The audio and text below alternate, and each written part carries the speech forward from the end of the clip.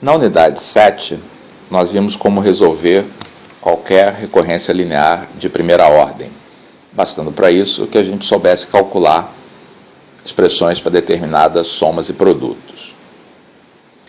Para recorrências lineares de segunda ordem, nós vamos ser menos ambiciosos. Nós vamos aprender completamente a resolver recorrências lineares de segunda ordem que sejam homogêneas e que tenham coeficientes constantes.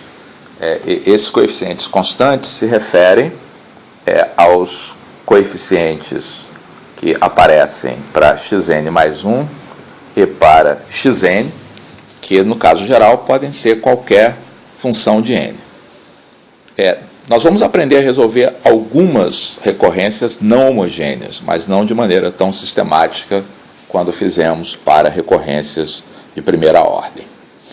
Uma outra observação é que nós vamos preferir escrever essas recorrências de segunda ordem não na forma xn mais 2 igual a uma função de xn mais 1 e xn, mas sim na forma de uma equação como essa, em que xn mais 2, xn mais 1 e xn aparecem como termos de uma expressão linear. Já já isso vai ficar claro por que vamos fazer isso.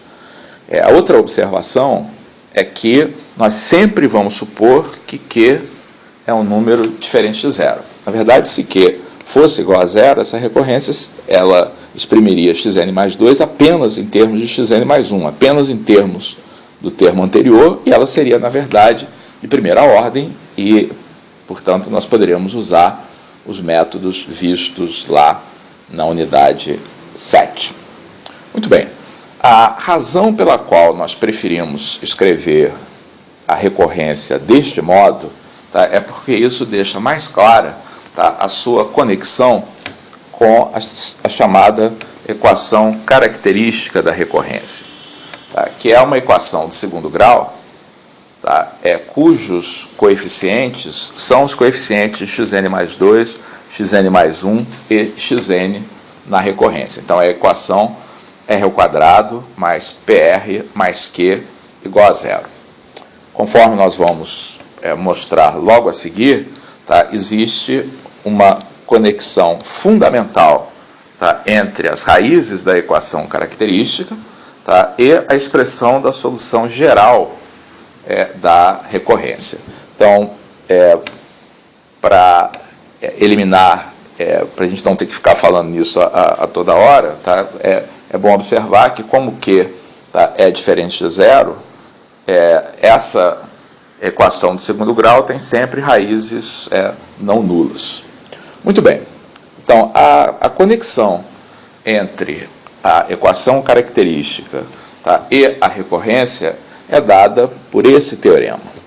Então, se R é uma raiz da equação característica R2 mais PR mais Q igual a zero, então, a sequência definida por R elevado a N, ou seja, a progressão geométrica de razão R, é a solução da recorrência que tem os mesmos coeficientes.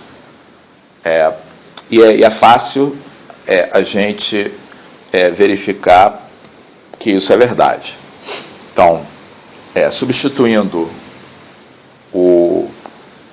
essa expressão xn igual a r elevado a n na recorrência, o que nós vamos ter é que xn mais 2 é r elevado a n mais 2, xn mais 1 que aparece multiplicado por p é r elevado a n mais 1, e finalmente o último termo é q, que multiplica r elevado a n. Então notem que é possível colocar esse r elevado a n em evidência nos três termos, e aí nós ficamos com r elevado a n, que multiplica, o que sobra é exatamente R2 mais PR mais Q, que é zero, já que R é uma raiz da recorrência.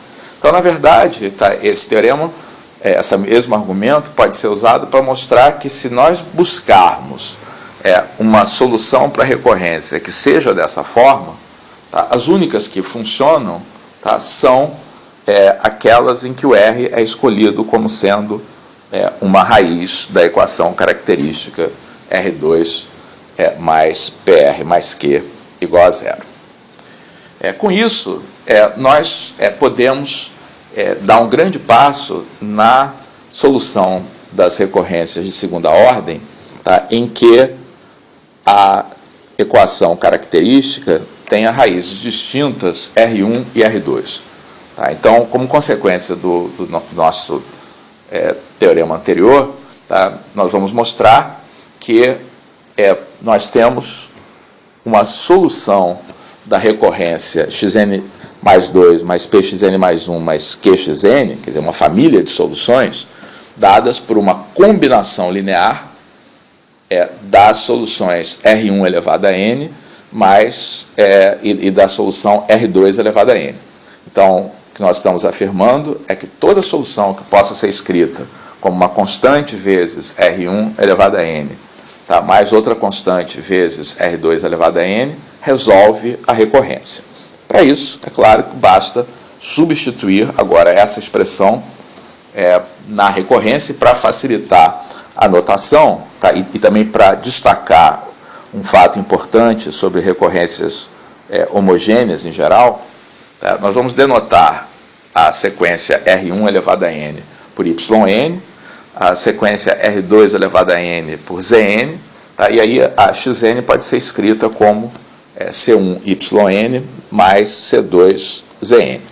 Muito bem, ao substituir o xn lá na nossa equação de recorrência, nós vamos ter o x elevado, o x índice n mais 2, C1yn mais 2 mais C2n mais 2, e a gente tem essas expressões análogas para o xn mais 1 e o xn.